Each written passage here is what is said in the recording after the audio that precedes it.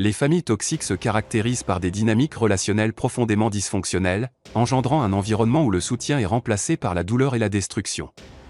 Ces dynamiques s'appuient sur une gamme étendue de moyens de pression, souvent insidieux mais toujours dévastateurs pour le bien-être de leurs membres. Ces pressions se manifestent sous de multiples formes. La pression émotionnelle et psychologique est omniprésente, se traduisant par le chantage affectif qui conditionne l'amour et l'approbation. Les critiques et jugements constants minent l'estime de soi, tandis que la manipulation émotionnelle et la victimisation sont utilisées pour induire la culpabilité et obtenir des concessions. Le contrôle excessif des choix personnels, des relations, et même le déni de la réalité, le gaslighting, contribuent à la confusion et à l'isolement de la victime. À cela s'ajoute une pression sociale et l'isolement, où la victime est activement coupée de tout soutien extérieur, et où une culture du silence est instaurée, décourageant toute tentative d'aborder les problèmes ou de s'exprimer.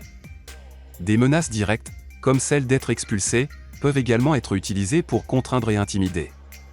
L'aspect financier représente un levier de pouvoir particulièrement puissant dans ces dynamiques. L'argent est transformé en un outil de contrôle, plutôt qu'une ressource partagée. Cela peut se manifester par un contrôle abusif des finances, où un membre toxique restreint l'accès aux fonds ou exige une dépendance financière de la victime.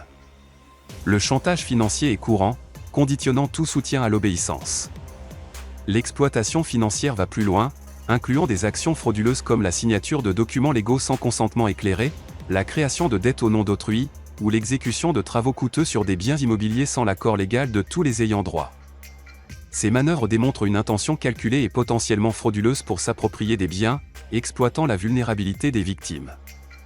Un élément particulièrement douloureux de ces situations est l'inaction des membres de la famille qui ne sont pas directement toxiques. Leur passivité n'est généralement pas le fruit d'une simple hypocrisie, mais plutôt le résultat de dynamiques complexes.